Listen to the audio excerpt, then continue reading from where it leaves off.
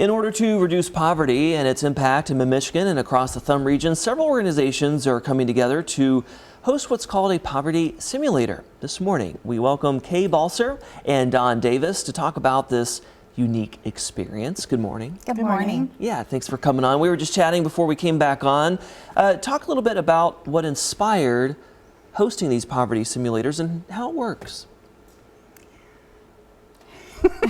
We had a bet who would go first. Sure.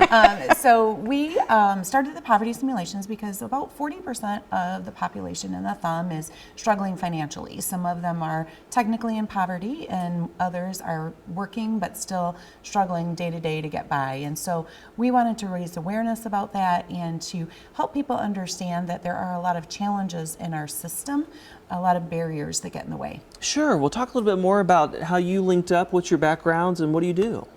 So this past fall, I was able to go to a training to become a certified trainer for Bridges Out of Poverty, and that's where I met Kay. And shortly after that, they did a poverty simulation in Cairo, and it was really amazing. A very unique experience and a great way to learn a little bit more about what it is like to live the life of somebody who is experiencing poverty. Sure. So walk us through this. How does it work? Yeah, so we have a large event. It takes a lot of volunteers, and we will have about 50 participants. And what we do is we have a simulation. So every 15 minutes represents a week, and everyone is assigned either to a community role, like a social service caseworker, or to a family role, which they get a script or a description of what that family's challenges are and their circumstances. And so over that 15 minutes, some of them may have to go to work, some of them may have to go to school, but in addition to that, they have to figure out how to get help, how to figure out transportation. And so over the course of a couple of hours, we time lapse a month.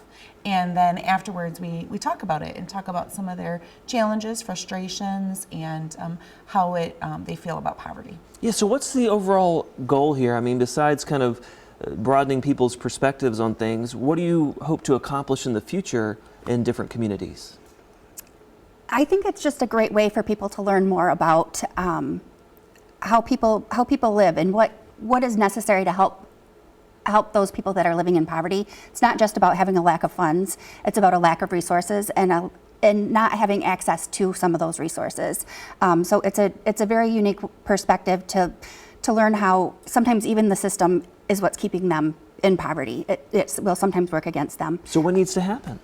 So we are, this is just part of our work. We are doing workshops to help providers become more aware of how to better help people. We also want to empower people in poverty to get involved. And we are going to be hosting programs called Getting Ahead, where they can learn different ways to improve their lives and build their resources. So say someone's watching at home. I know you said you had an event in Cairo in January.